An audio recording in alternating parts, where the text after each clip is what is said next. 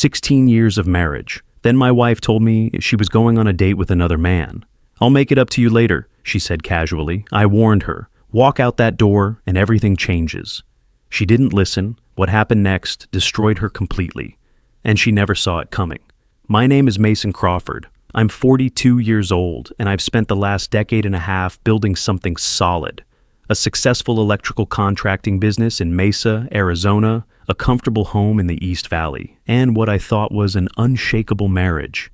Sierra and I met in our 20s back when I was just starting Crawford Electric, and she was finishing her marketing degree. We built our life together, wire by wire, circuit by circuit. 2 kids, Brady, 14, and Lily, 9, completed what I believed was the perfect picture. But perfection is just an illusion, isn't it? The evening it all came apart started like any other Tuesday. I'd gotten home from a residential rewiring job around 6th, hung up my tool belt, and found Sierra in the kitchen. She wasn't cooking. She was standing by the counter, glass of wine in hand, staring out the window, with this distant look I'd seen more and more lately. "Hey," I said, kissing her cheek. She barely turned. "We need to talk," she said flatly. Those 4 words, they never lead anywhere good. I pulled out a chair at the kitchen table, my gut already tightening. Sierra sat across from me, swirling her wine like she was searching for courage at the bottom of the glass. "I've been feeling trapped," she began, not meeting my eyes. "Like I'm just going through the motions. Mason, I need something for myself, something exciting." I leaned forward, trying to understand. "Okay, what are you saying? You want to take a class? Go on a trip?" She finally looked at me, and what I saw in her eyes made my blood run cold. "I'm going to dinner with Zane tonight," she said simply. "From the clinic. It's not a big deal, just friends." The words hit me like a 220-volt shock. I sat there stunned, waiting for the punchline that never came. "Dinner," I repeated, my voice barely above a whisper. "You're married, Sierra. We have kids. What are you talking about?" She set her glass down with deliberate calm. "It's not about you, Mason. I just need to feel alive again. I'll make it up to you later, I promise." Make it up to me, like she was borrowing the truck for the weekend. 16 years of marriage, and she was asking permission to cheat like it was some kind of girls' night out. "Sierra, if you walk out that door to meet another man as his friend, there's no coming back from that," I said, my voice steady despite the rage building inside me. "I'm warning you, this will change everything." She stood up, grabbing her purse from the counter. "You're overreacting. I just need space to figure out who I am." I watched her walk toward the door, every step feeling like a knife twisting deeper. Part of me wanted to grab her, to shake sense into her, but I stayed frozen, gripping the edge of the table until my knuckles turned white. The door closed behind her, and the house fell silent, except for the sound of my own breathing. That's when I knew the woman I married was gone, and the battle for everything I'd built was just beginning. The night Sierra left for her dinner, I didn't sleep. I sat in my home office staring at the wall, trying to process what had just happened. Brady came downstairs around 10, grabbing a snack from the kitchen. "Dad, where's Mom?" he asked, leaning against the doorframe. I forced myself to sound normal. "She went out with some friends. She'll be back later." He nodded, but I caught the doubt in his eyes. At 14, he was smart enough to sense when something was off. "Okay, night, Dad." "Night, son." After he went back upstairs, I grabbed my laptop and did something I never thought I'd do. I checked our bank account, the joint. Account Sierra and I shared showed transactions I didn't recognize. Dinner at an upscale steakhouse downtown, a boutique clothing store, a spa visit last Tuesday. None of these she'd mentioned to me. My jaw tightened as I scrolled further back. 4 months of charges, all small enough not to raise immediate red flags, but together they painted a clear picture. She'd been planning this. Around 2 in the morning, I heard the garage door open. Sierra walked in, her heels clicking against the hardwood floor. She looked refreshed, happy even. That hurt more than anything. "You're still up?" she asked, setting her purse on the counter. I stood from the couch, keeping my distance. "How was your dinner?" She shrugged, avoiding eye contact. "It was nice. Look, Mason, I know you're upset, but this isn't about you or us." "Not about us?" My voice rose despite my best effort to stay calm. "Sierra, you're my wife. You're the mother of our children. Everything you do affects us. She turned to face me, her expression hardening. I'm tired of being just Mason's wife or the kid's mom. I need to be me. And who's this guy you need to be yourself with? I asked, stepping closer. What's his name? Zane, she said defiantly. He's a physical therapist at the sports clinic. He listens to me, Mason. He makes me feel seen. Zane Parker. Now the ghost had a name. How long? I asked quietly. She hesitated. A few months. It started as just talking, but 4 months. The betrayal hit me like a physical blow. You've been lying to me for months. Sierra grabbed her purse and headed toward the stairs. I'm not doing this tonight. I'm exhausted. I watched her walk away, every step twisting the knife deeper.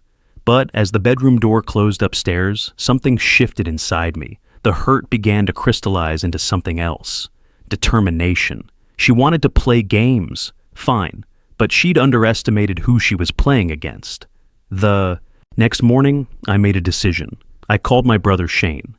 I need your help, I said when he picked up. Sierra's having an affair, and I need to know everything. Shane didn't hesitate. I know a guy, best private investigator in Phoenix. Let me make a call. As I hung up, I looked at the family photo on my desk. Sierra, me, Brady, and Lily, all smiling on a camping trip 2 years ago. That version of us was gone. Now it was time to fight for what remained. Friday morning, I met Shane at a diner near my shop. He was already there when I arrived, nursing a cup of black coffee. My older brother had always been the steady one, a successful master plumber who'd seen his share of life's curveballs.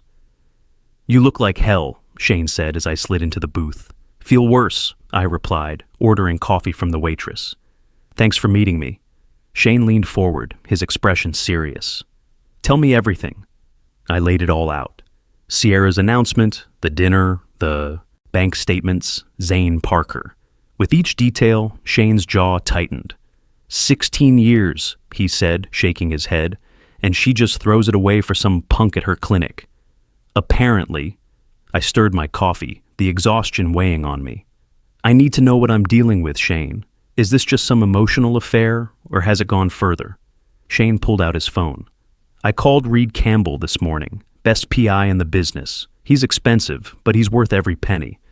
Did surveillance work for one of my clients going through a nasty divorce? The guy's a bloodhound. He texted me Reed's number. Call him today. The sooner you know what you're up against, the sooner you can protect yourself and the kids. What about Sierra? I asked. Part of me still wants to fix this. Shane's expression hardened. Mason, listen to me. The woman you married wouldn't have done this. Whatever Sierra's become, she's not thinking about you or those kids. You need to accept that and start protecting what matters. His words stung because they were true. There's something else, Shane continued. You need to see a lawyer. Even if you're not ready to file, you need to know your options. Quinn Bennett. She handled my buddy's custody case. Tough as nails and doesn't take prisoners. I nodded, feeling the weight of reality settling in. This wasn't just about a marriage falling apart anymore. This was about survival. One more thing, Shane said, his voice dropping. Don't let Sierra know what you're doing. No confrontations, no threats. You gather evidence quietly, get your ducks in a row, and when the time comes, you hit her with everything at once. Sounds cold, I said. It's strategic, Shane corrected. She's already shown you who she is. Believe her. After breakfast, I sat in my truck and called Reed Campbell. He answered on the second ring. Reed Campbell. Mr. Campbell, my name is Mason Crawford. My brother Shane gave me your number. I need your help. Tell me what's going on, Reed said, his voice professional but not unkind. I explained the situation. Sierra's affair, Zane Parker, the need for proof. I can help you, Reed said, but I need everything you've got. Phone numbers, addresses, work schedules. The more information you give me, the faster I can work. When can we meet? This afternoon, to Srauk. I'll text you my office address. As I drove to the job site, something shifted inside me. The hurt was still there, but underneath it was something harder, sharper. A determination to protect my kids and everything I'd built. Sierra wanted to play games. She was about to learn I didn't play to lose. Reed Campbell's office was tucked into a nondescript building in downtown Chandler. Nothing fancy, just functional, which told me he spent his money on results, not appearances. The man himself was in his late 50s, gray hair cropped short, wearing jeans and a polo shirt. Former. Military, I guessed from his posture. "Mason Crawford?" he asked, extending a hand. "That's me," I said, shaking it. His grip was firm, confident. "Have a seat," Reed said, gesturing to a chair across from his desk. "Shane speaks highly of you, says you're in a tough spot." I handed him a folder I'd prepared. Printed bank statements, Sierra's work schedule, Zane Parker's information I'd found on LinkedIn, and screenshots of suspicious charges. Reed flipped through the documents, his expression unreadable. After a few minutes, he looked up. "Your wife's not being subtle," he said. "That's good for us. Makes my job easier." "You want to know if this Zane character is the only one?" The question hit me like a punch. "You think there might be others?" In my experience, when someone's willing to throw away a 16-year marriage this casually, it's usually not their first rodeo, Reed said bluntly. "But we'll find out. I'll surveil her, track her movements, document everything, photos, videos, the works." My stomach turned at the thought, but I nodded. "How long?" "Give me a week, maybe 2 if she's careful. But from what you're showing me, she's not trying too hard to hide it." Reed leaned back in his chair. "I have to ask, are you prepared for what I might find?" I thought about Brady and Lily, about the house we'd built together, about 16 years of memories that now felt tainted. "I need to know the truth," I said firmly, "whatever it is." "Fair enough?" Reed pulled out a contract. "My retainer is $3,500. I charge $150 an hour plus expenses. Everything I find is admissible in court, photographed, documented. You'll get a full report." I didn't hesitate. I pulled out my checkbook and wrote the amount. This wasn't about the money anymore. "One more thing," Reed said as I stood to leave. "Don't change your behavior around your wife. Act normal. Don't let on that you suspect anything beyond what she's already admitted. If she thinks you're investigating, she'll go underground, and my job gets a lot harder." "Understood," I said. That evening, I came home to find Sierra cooking dinner like nothing had happened. Lily was setting the table, chattering about her day at school. "Hi, Daddy," Lily said, running over to hug me. I hugged her back, fighting to keep my voice steady. "Hi, sweetheart. How was school?" "Good. We're learning about the solar system." Sierra glanced over from the stove. "Dinner's almost ready." I met her eyes, seeing a stranger looking back at me, but I smiled and nodded. "Smells great." We sat down as a family, Brady quiet as usual, Lily talking non-stop about planets. Sierra acted like nothing was wrong, like she hadn't just detonated our entire lives. I played along, asking questions, laughing at Lily's jokes. But inside, I was counting down the days until Reed Campbell gave me the ammunition I needed. Because when the time came, Sierra was going to learn exactly what happened when you betrayed a man who'd given you everything. 10 days later, Reed Campbell called. "We need to meet. I've got what you asked for." My stomach dropped. Part of me had been hoping he'd find nothing, that Sierra's dinner was just a moment of temporary insanity. But Reed's tone told me otherwise. I met him at his office that afternoon. He had a thick folder waiting on his desk, and his expression was grim. "Before I show you this," Reed said, "I want to make sure you're ready. What's in here is going to hurt." I took a deep breath. "Show me." He opened the folder. The first photograph showed Sierra and Zane Parker entering a hotel in Tempe. The timestamp read, 3 days ago, 2:17 p.m. My hands trembled as I flipped to the next image. Them in a restaurant, Sierra laughing, her hand on his arm. Another photo showed them kissing in a parking garage. "There's more," Reed said quietly. "This isn't recent. I pulled some records. This has been going on for at least 4 months. 4 months. A third of a year of lies. I found something else," Reed continued, pulling out another document. "Financial records. Sierra's been transferring money from your joint account into a separate account. About $28,000 over the past 4 months. The betrayal hit me like a physical blow. She wasn't just having an affair. She was stealing from me, planning her exit strategy while I worked 60-hour weeks to provide for our family." "There's one more thing you should know," Reed said, his voice careful. "This Zane Parker character. He's 29, single, works as a physical therapist at that sports clinic. But here's the kicker. He's been asking Sierra about your contractor contacts. Seems like he's trying to build a client base of injured construction workers. My vision blurred with rage. He's using her. Looks that way. I did some digging. Guy's ambitious, not exactly known for his ethics. Your wife. Might think this is some great love story, but to him, she's a means to an end. I closed the folder, my hands shaking. What about the affair itself? Physical proof? Reed hesitated. Hotel records show they've checked in together 3 times over 4 months. I have photos of them entering and leaving. Can't get pictures of what happens inside, but the circumstantial evidence is overwhelming. I stood abruptly, needing to move, to do something with the fury building inside me. This whole time, I said, my voice rough, she's been playing the victim, acting like I'm the problem. People justify their actions however they need to, Reed said, but the facts don't lie. You've got everything you need for court: infidelity, financial misconduct, premeditation. Your lawyer's going to have a field day with this. I took the folder, its weight somehow heavier than it should be. Thank you, Reed. Mason, he said as I reached the door, one more piece of advice. Don't confront her yet.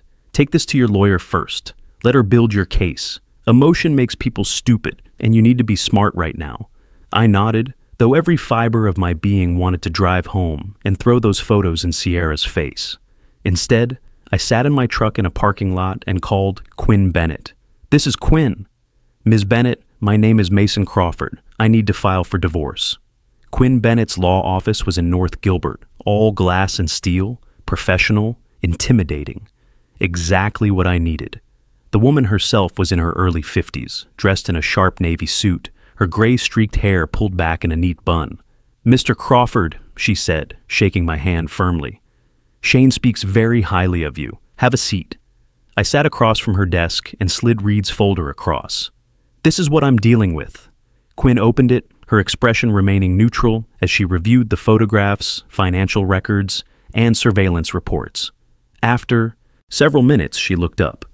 Your wife's attorney is going to have a very bad day, she said, a hint of satisfaction in her voice. This is airtight. Infidelity, financial misconduct.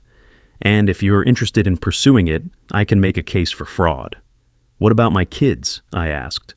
Brady's 14, Lily's 9. I want primary custody. Quinn nodded, making notes. With this evidence, you've got a strong case.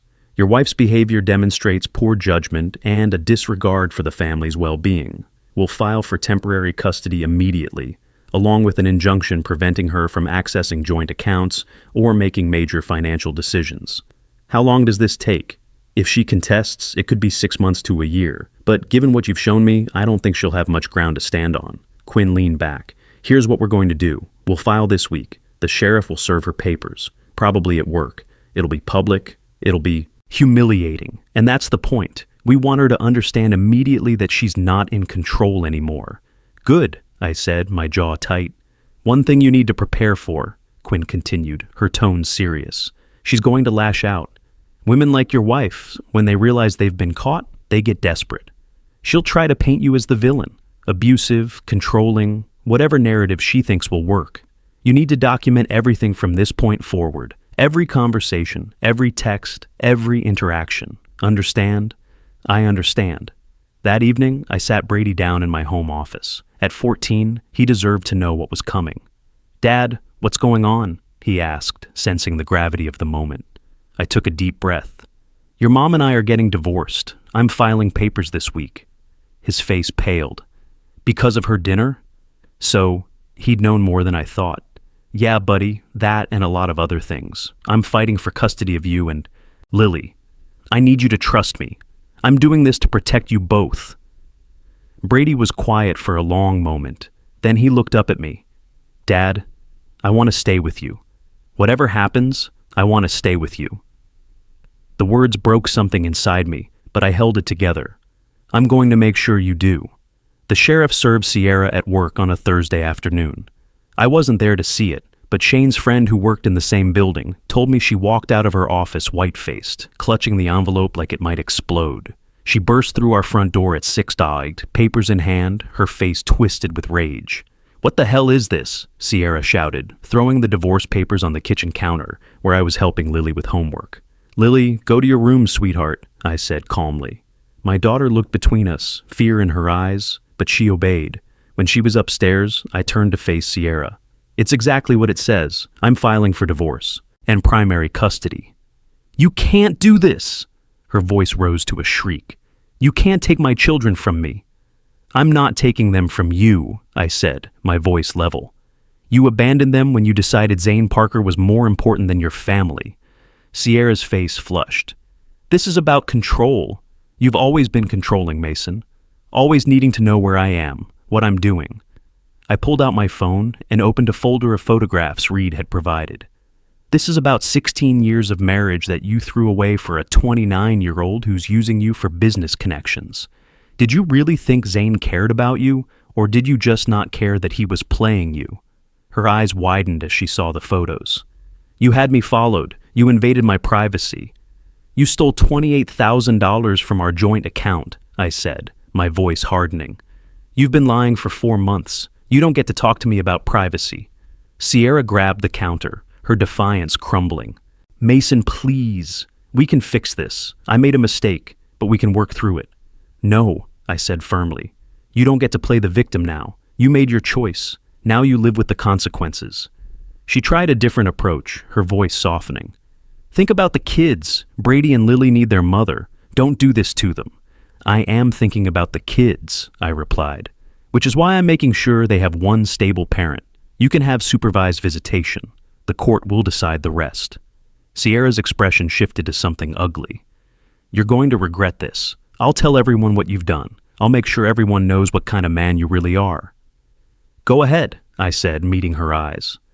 I've got 16 years of being a good husband and father. You've got 4 months of hotel receipts and lies. See who people believe. She grabbed her purse and stormed toward the door, then turned back. This isn't over, Mason. Yes, I said quietly. It is. 2 days later, Sierra went nuclear on social media. I woke up Saturday morning to dozens of notifications, friends, colleagues, even clients messaging me about her Facebook post. After 16 years of marriage, I finally found the courage to speak my truth, Sierra had written. I've endured years of emotional manipulation and control. My husband has isolated me from friends, monitored my every move, and made me feel like I was losing my mind. I stayed for my children, but I can't do it anymore. To anyone in a similar situation, you're not alone. The post had over 200 reactions and dozens of comments, mostly from her friends offering support. But then, something unexpected happened. A comment from Casey Morgan, one of Sierra's longtime friends. Jess, I love you, but this doesn't add up. Mason's been nothing but supportive of you. Maybe you should handle this privately. Within minutes, Casey's comment was deleted, and Sierra had blocked her. Then my phone rang. It was Casey. Mason, I'm so sorry, she said immediately. I didn't want to get involved, but I can't stay silent anymore. Sierra's been bragging about Zane for months. She told me you were boring, that she deserved better. This victim act is complete nonsense. Would you be willing to testify to that? I asked. Casey hesitated, then said firmly, Yes. She's lying, and your kids don't deserve this. Thank you, Casey. I forwarded everything to Quinn, who called within the hour. This is gold, Quinn said, satisfaction in her voice. She's committing defamation in real time. We'll add it to the filing, and Casey's testimony is going to destroy Sierra's credibility. That afternoon, I got another call from a number I didn't recognize. Mr. Crawford, this is Tessa Brooks. I used to date Zane Parker. My heart raced.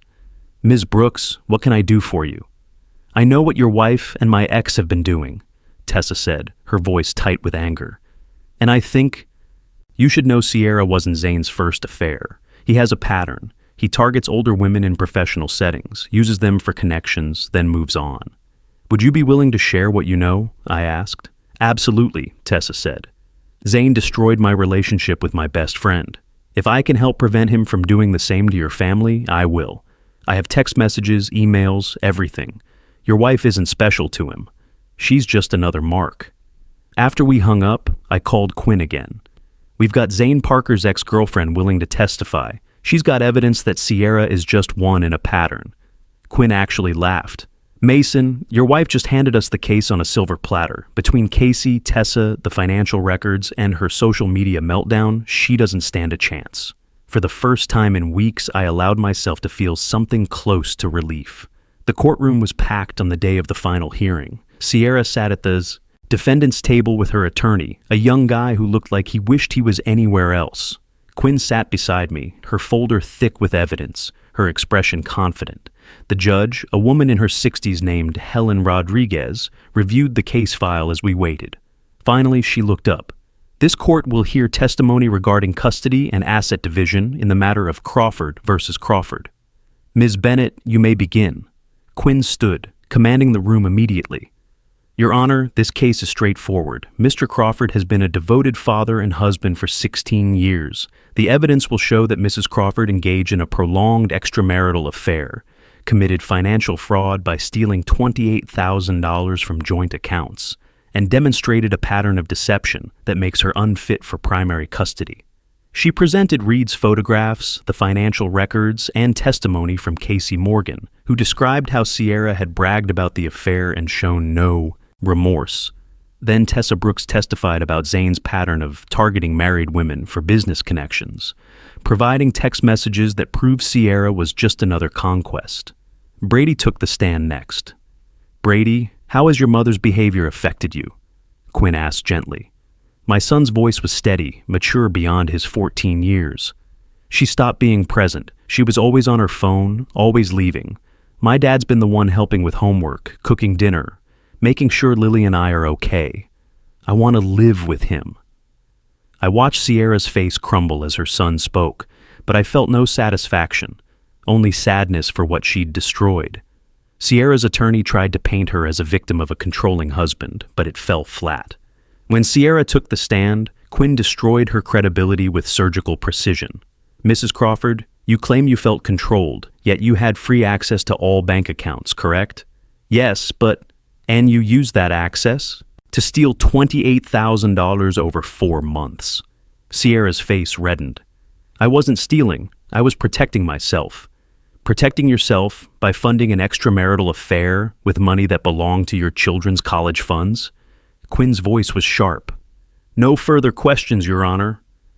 Judge Rodriguez took a brief recess, then returned with her decision. I've reviewed all evidence and testimony, she said. Mrs. Crawford's actions demonstrate a profound lack of judgment and disregard for her children's welfare. Mr. Crawford is hereby granted primary physical custody of both minor children. Mrs. Crawford will have supervised visitation every other weekend, to be reviewed in 6 months.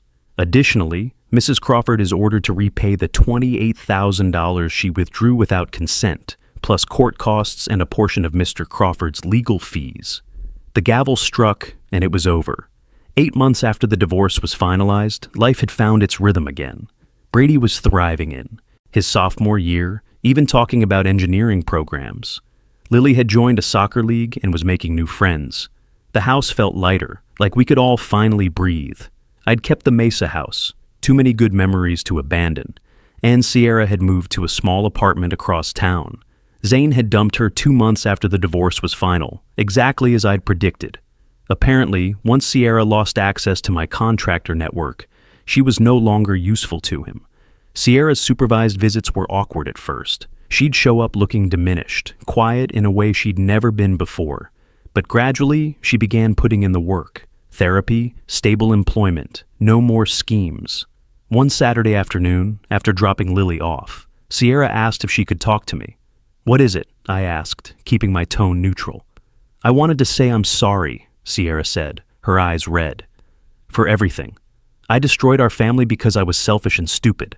I don't expect forgiveness, but I wanted you to know I regret it. All of it. I studied her for a long moment. The anger that had sustained me through the worst of it was gone, replaced by something closer to pity. I appreciate you saying that, I said finally, but it doesn't change anything. You made choices, and we all have to live with them. I know, she whispered. Can I ask one thing? Can I work toward more time with the kids? I want to rebuild those relationships. I thought about Brady and Lily, about their right to have a relationship with their mother if she was willing to put in the work. If you can prove to the court that you're stable, job, therapy, no more games, then we could talk about modifying the custody arrangement. But that's up to you to earn. Sierra nodded, tears streaming down her face. Thank you, Mason. I'll do better, I promise. As she left, I felt something unexpected. Not hope for us, that ship had sailed, but hope that she might become someone our kids could respect again. That evening, I barbecued in the backyard while Brady tossed a football with Lily. Shane stopped by with beer and his famous chili. You look happy, my brother said, handing me a cold one. I am, I replied, watching my kids laugh. It took hell to get here, but yeah, I'm happy. You did good, little brother. You protected those kids and kept your dignity. That's what matters. Later, after everyone had gone to bed, I stood on the back porch looking at the stars.